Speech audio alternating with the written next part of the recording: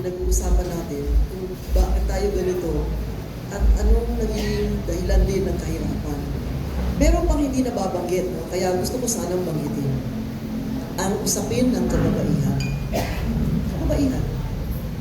Alam niyo kung agrikultura ang pinag-uusapan, 70% ng trabaho sa agrikultura, kababaihan ang gumagawa. 70%. Pangalawa, sa statistika, hindi lumalabas yung babae. Bakit po? Pag tinanong, anong trabaho mo?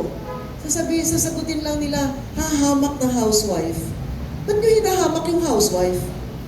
Samantalang, kung ang sagot ng babae, ako po ay labandera, kusinera.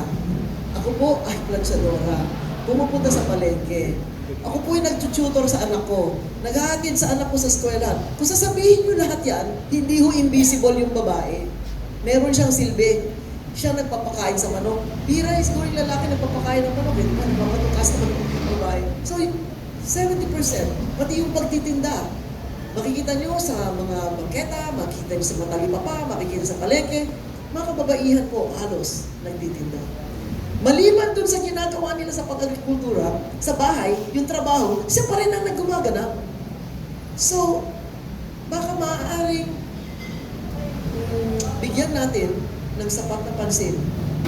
At yung babae, mas mahirap umutang. Mas mahirap humanap ng pondo. Samantalang, pag binigay mo dun sa babae yung pondo, hindi siguro maglalasing, hindi, iisipin niya kaagad yung mga anak niya, yung pamilya niya, yung asawa niya, yung buong pamilya niya. Pag pinag-usapan natin kapayapaan, pag pinag-usapan natin yung kaunlaran, hindi rin kasama yung babae. Makita nyo sa usapan, sa meeting, pag nakita nyo si Putin, di ba? Si Xi Jinping, puro mga kalalaki na nagsasalita tungkol sa kapayapaan. Pero pag upo nila sa mesa, bakit parang pag nandiyan na yung lahat ng presidente ng lahat ng bansa, di ba?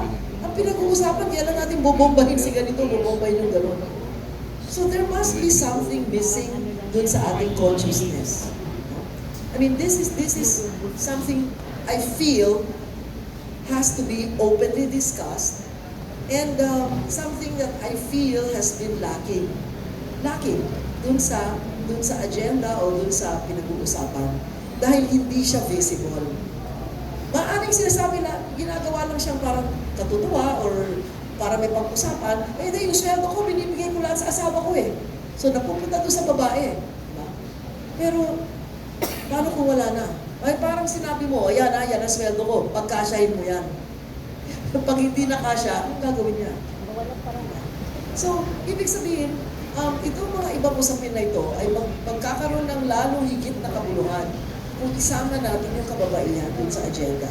Whether BRICS, whether food security, whether PhilHealth, kung ano man yan, hindi mo halos kasama yung mga kababaihan dyan. Kaya yan ang bigyan natin ng panibagong mukha na sana dito po sa darating na halalan na po kababaihan ay mabigyan ng sapat na halaga. Baka si Vic, pwedeng gawin niyang part of your agenda, di ba? Ako hindi kandidato. It's actually my daughter-in-law. Meron sila na itayong party list. At yung party list na yun, pangalan kababaihan. Dahil hindi ko na-mention eh. Kaya nisip ko, bakit laging hindi kasali sa usapan ang mga kababaihan? Alright. Okay.